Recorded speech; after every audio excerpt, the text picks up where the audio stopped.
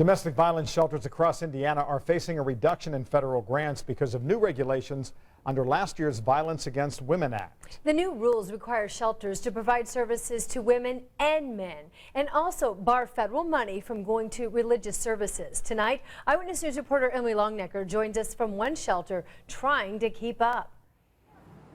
Well, this Hendricks County Christian-based shelter for abused women and children really finds itself at a crossroads, and this Bible verse on a plaque outside is just part of the reason.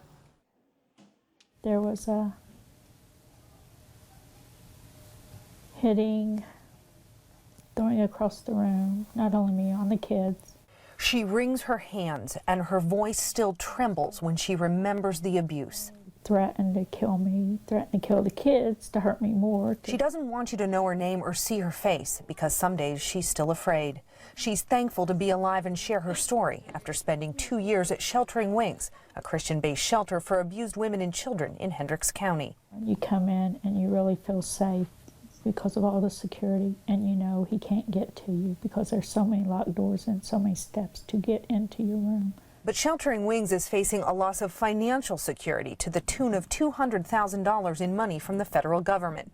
New regulations will require the shelter to house men here and keep all religious content separate from any services government money goes towards. We're not willing to drop the Christ-centered mission from the services that we offer because it truly is the heart of who we are. And the shelter says they don't have room for male clients, but have offered housing alternatives in the past when abused men have reached out for help.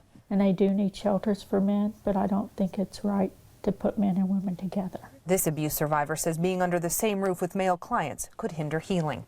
All men aren't bad, but once you've been through it, you've put a guard up and a shield.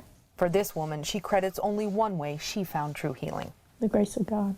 That's why she's glad Sheltering Wings is sticking to its beliefs, even facing a loss of money.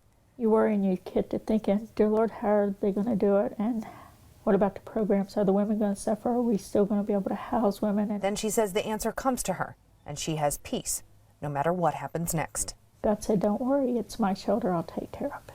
Well, Sheltering Wings says they have a nest egg set aside that could help get them through 2015 if they lose that federal money. They also plan to appeal to the surrounding communities for help, which they say have always been great to this shelter.